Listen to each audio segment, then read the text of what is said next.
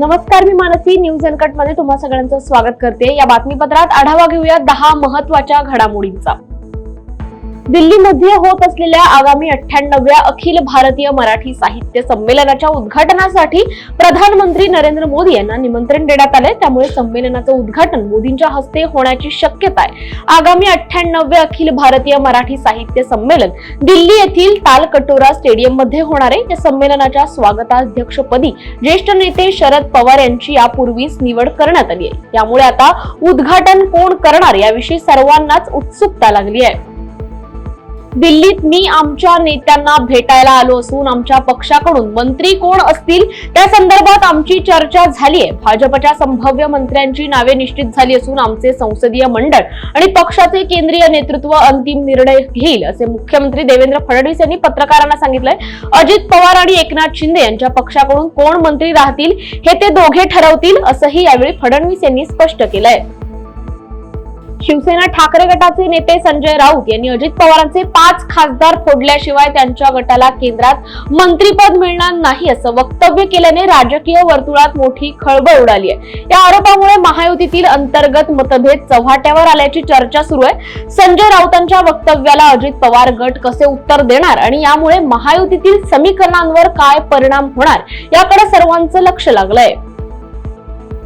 मस्साजोगचे सरपंच संतोष देशमुख यांच्या दिवसाढवळ्या झालेल्या अपहरण आणि हत्येच्या निषेधार्थ बीड जिल्ह्यात आज बंदची हाक देण्यात आली आहे. बीड जिल्ह्यात वाढत चाललेल्या गुन्हेगारीला आळा घालण्यासाठी आणि प्रशासनाला जाग करण्यासाठी हा बंद आयोजित करण्यात आलाय. सकल मराठा समाजासह जिल्ह्यातील विविध घटकांनी या बंदमध्ये सहभाग नोंदवण्याचं आवाहन केलंय. लोकप्रतिनिधींच्या सुरक्षेचा प्रश्न गंभीर बनल्याने या निमित्ताने अधोरेखित झालंय. जैश-ए-मोहम्मद या दहशतवादी संघटनेच्या हस्तकाशी संबंध असलेल्या 21 वर्षीय युवकाला छत्रपती संभाजीनगरच्या सातारा भागातील बीड बायपासवरील एका मदरशातून ताब्यात घेण्यात आलाय. तो मूळचा कुर्ला मुंबई भागातील असल्याची माहिती समोर आली असून तो धार्मिक शिक्षणासाठी शहरात होता, अशी माहिती राष्ट्रीय तपास यंत्रणेच्या सूत्रांनी दिली आहे.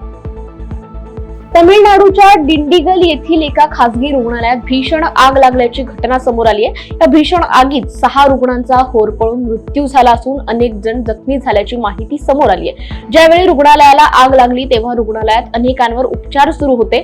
आगीच्या घटनेनंतर उपचाराधीन असणाऱ्या रुग्णांना तातडीनं दुसऱ्या रुग्णालयात हलवण्यात आलंय. रात्री उशिरापर्यंत आग विझवण्याचं काम सुरू होतं. मुठा नदीपात्रात तब्बल 55 वर्षापूर्वी बांधण्यात आलेल्या ओंकारेश्वर मंदिर ते रिद्धेश्वर सिद्धेश्वर घाटाला जोडणारा जुना पूल अखेर पाडण्यात येणार आहे. हा पूल धोकादायक झाला असून पावसाळ्यात मुठा नदीपात्रातील पाण्याला हा पूल अडथळा ठरतोय. याबाबतचा प्रस्ताव महापालिकेच्या प्रकल्प विभागाने शहर सुधारणा समितीत ठेवलाय. स्थायी समिती आणि मुख्य सभेची मान्यता घेऊन हे काम केले जाणार आहे. प्रो कबड्डी स्पर्धेत अतिशय अटीतटीच्या सामन्यात यूपी योद्धाज आणि बंगाल वॉरियर्स यांच्यातील लढत 31-31 अशी बरोबरीत सुटली. त्यामुळेच प्रो कबड्डी लीग मध्ये काल प्रेक्षकांना खेळाचा निखळ आनंद घेता आला. मध्यंतराला यूपी योद्धाज संघाकडे 15-13 अशी नाममात्र आघाडी होती. श्री शिवछत्रपती क्रीडा संकुल म्हाळुंगे बालेवाडी येथील बॅडमिंटन हॉलमध्ये सुरू असलेल्या या स्पर्धेत आजच्या पहिल्या सामन्याप्रमाणे दुसऱ्या सामन्यातही विलक्षण रंगत पाहायला मिळाली. 1 जानेवारी 2025 पासून थायलंड भारतीय पासपोर्ट धारकांसाठी ई-व्हिसा प्रणाली लागू करणार आहे. यात पर्यटन आणि छोट्या व्यावसायिक भेटींसाठी 60 दिवसांची व्हिसा सूट पुढील सूचना मिळेपर्यंत लागू राहील. थाई दूतावासांच्या मते सर्व प्रकारच्या व्हिसांसाठीचे अर्ज त्यांच्या वेबसाईटद्वारे सबमिट केले जाणे आवश्यक आहे. नवी दिल्लीतील रॉयल थाई दूतावास ऑफलाईन पेमेंट पद्धतीसह थायलंडची ई-व्हिसा प्रणाली भारतात लागू होणार आहे. श्रीमन महासाधू श्री मोरया गोसावी महाराज संजीवन समाधी सोहळा 17 डिसेंबर ते 21 डिसेंबर 2024 या कालावधीत चिंचवड येथे साजरा होणार आहे. या निमित्ताने चिंचवड देवस्थान ट्रस्ट, पिंपरी चिंचवड महापालिका आणि चिंचवड ग्रामस्थांच्या वतीने धार्मिक कार्यक्रम, उपशास्त्रीय आणि सुगम संगीत तसेच व्याख्यान, आरोग्य आणि रक्तदान शिबिरांसह विविध समाजोपयोगी उपक्रमांचं आयोजन करण्यात आलंय.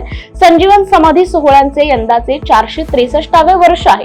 याबाबतची माहिती ट्रस्टचे मुख्य विश्वस्त मंदार महाराज देव यांनी पत्रकार परिषदेत दिली आहे. वेळ झाली या बातमीसह बातमीपत्रात इथेच थांबायची. पाहत रहा न्यूज अनकट.